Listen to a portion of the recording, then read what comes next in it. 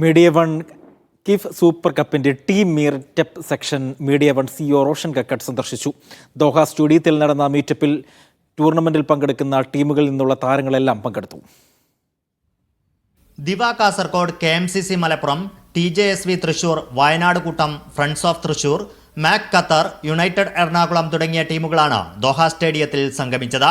ഖത്തറിലെ പ്രധാന പ്രവാസി ഫുട്ബോൾ ടൂർണമെന്റായ കിഫും മീഡിയ വണ്ണും കൈകോർക്കുന്നതോടെ പ്രവാസി കായിക രംഗത്ത് പുതിയ മുന്നേറ്റങ്ങൾക്കുള്ള പാതയാണ് തുറക്കുന്നതെന്ന് media one CEO Roshan Kakkat പറഞ്ഞു. കിഫ് വർഷങ്ങളായിട്ട് ഇന്റർനാഷണൽ ഫോർമാറ്റിൽ ഇവിടുത്തെ റീജിയണൽ ക്ലബ്ബുകളെ ഓർഗനൈസ് ചെയ്തുകൊണ്ട് വളരെ മനോഹരമായിട്ട് ടൂർണമെൻറ്റ് സംഘടിപ്പിക്കുന്ന ഒരു ഓർഗനൈസേഷനാണ്. നമുക്കറിയാം, ഫിഫ കഴിഞ്ഞ് 2 വർഷം കഴിഞ്ഞിട്ടാണ് ഈ ടൂർണമെൻറ്റുമായിട്ട് കിഫ് മുന്നോട്ട് പോകുന്നത്. മീഡിയ വൺ ഈ അവസരത്തിൽ അവരായിട്ട് കൊളാബറേറ്റ് ചെയ്യുന്നതിൽ വളരെയധികം സന്തോഷമുണ്ട്.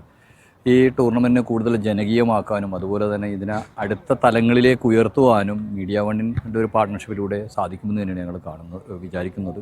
മാത്രമല്ല, കേരള ടീമുകൾ ധാരാളം ഇതിൽ കളിക്കുന്നുണ്ട്. കേരളത്തിലേക്കും ഇതിൻ്റെ ഒരു വികാരവും അതുപോലെ തന്നെ ഇതിൻ്റെ ഒരു ഓപ്പർച്യൂണിറ്റിയും ഇത് എക്സ്പാൻഡ് ചെയ്യാനും കൂടി ഞങ്ങൾ ആഗ്രഹിക്കുന്നു. പുതുമകളോടെയാകും കിഫിന്റെ 15ാമത് സീസൺ ആരാധകർക്ക് മുന്നിലെത്തുകയെന്ന് കിഫ് പ്രസിഡന്റ് ഷറഫ് പി ഹമീദ് വ്യക്തമാക്കി.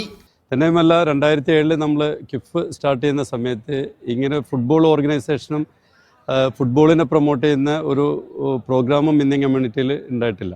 കിഫാണ് ഈ ഫുട്ബോൾ ആവേശം ശരിക്ക് ഖത്തറിലേക്ക് ഇന്ത്യൻ കമ്മ്യൂണിറ്റി ഇടയിലേക്ക് കൊണ്ടുവരുന്നത്.